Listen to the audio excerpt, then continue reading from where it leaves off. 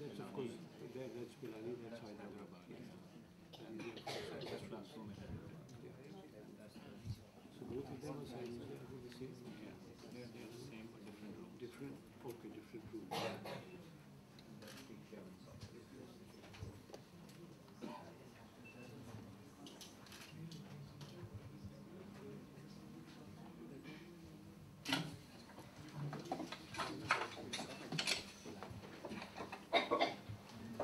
His Excellency Shri Bharatveer Vanchu, Governor of Goa, who is joining us from Goa campus.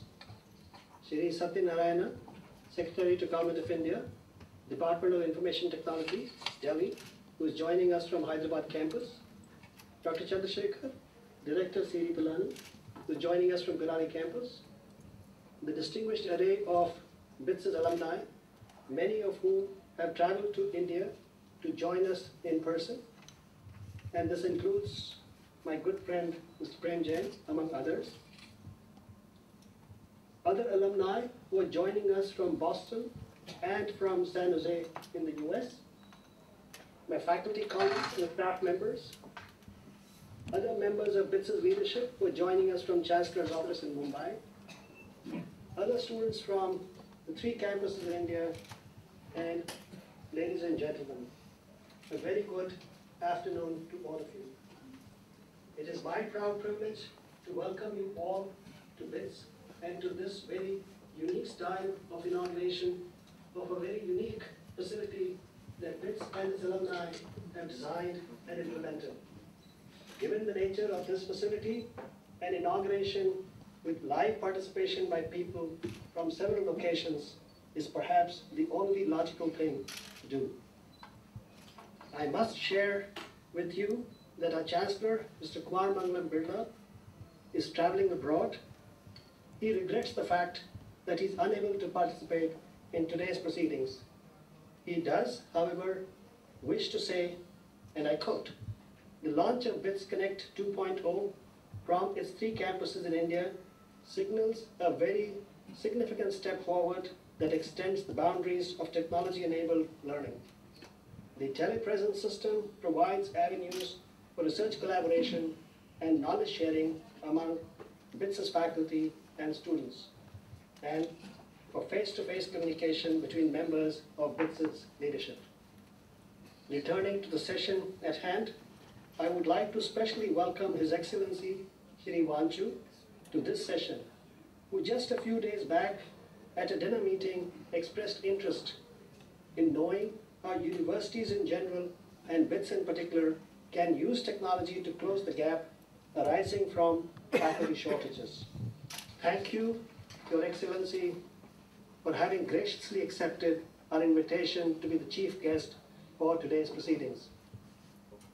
I would like to similarly welcome our guest of honor, Shri Satyanarayana, Secretary, Department of Information Technology, who himself is a pioneer in introducing technology in all walks of life, including e-governance. He needs no convincing how technology can be used to empower individuals and institutions alike. Thank you, Mr. Satyanarayana, for taking time out to be with us on this very, very momentous day for BITS Pilani. You are perhaps aware of our resolve and our plans to significantly expand educational opportunities for young people in India by introducing new programs that cater to a growing and changing industry in India. While doing so, we are also working to transform BITS into a research-led university that will be, in the near future, counted amongst the top universities in India and in Asia. One of the key elements that will help BITS succeed is in its efforts, that is, BITS's efforts to expand or to transform. I apologize. One of the key elements that will help BITS succeed in its effort to expand or to transform is BITS's use of technology. You're aware, BITS Pilani was in 2005 the first in India to conduct BITSAT, an online examination for admissions to its undergraduate programs. This summer, approximately 115,000 students took the exam, conducted in 50 sessions spread over 21 days at 32 centers. Most other institutions in India have now woken up to the potential use of IT in admissions. BITS is currently implementing a full-scope ERP system based on PeopleSoft to capture online the complete student life cycle from admissions to graduation. I understand BITS is one of 3 in India to do so. We are similarly committed to using the more recent cloud-based internet infrastructure for various applications, including web-based and email communications, content generation and distribution, and high-performance computing and storage. The project BITSConnect 2.0 is very special, both to BITS and to me personally.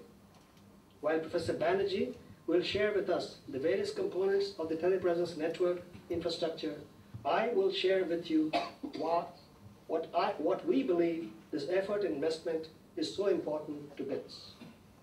But before that, I will share with you, for me, this is, in some sense, a dream come true.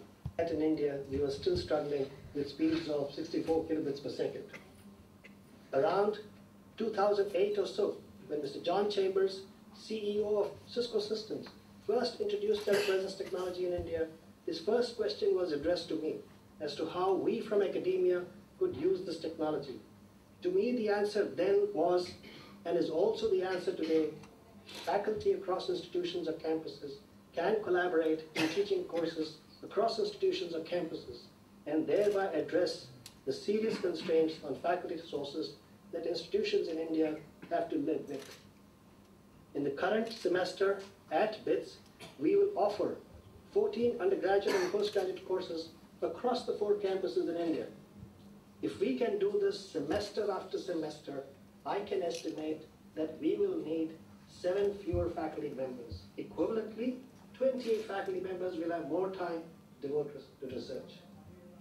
How else does BITS expect to use this infrastructure? Truly, its applications are numerous. Each one of us will, however, have to discover them or innovate upon them.